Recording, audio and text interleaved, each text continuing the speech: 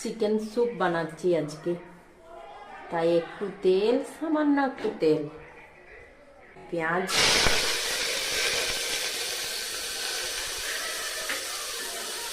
পেঁয়াজটা ভেজে নিচ্ছি, গরম মশলা, লং, এলাচ, দারচিনি,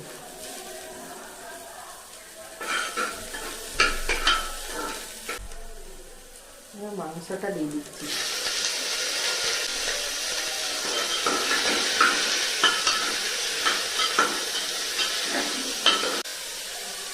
আদা, রসুন, ধনে পাতা, গোলমরিচ দিয়ে পেস্ট তৈরি করেছি, এটা দিয়ে দিচ্ছি। একটু গুলে জলটা দিয়ে দিলাম। লবণ,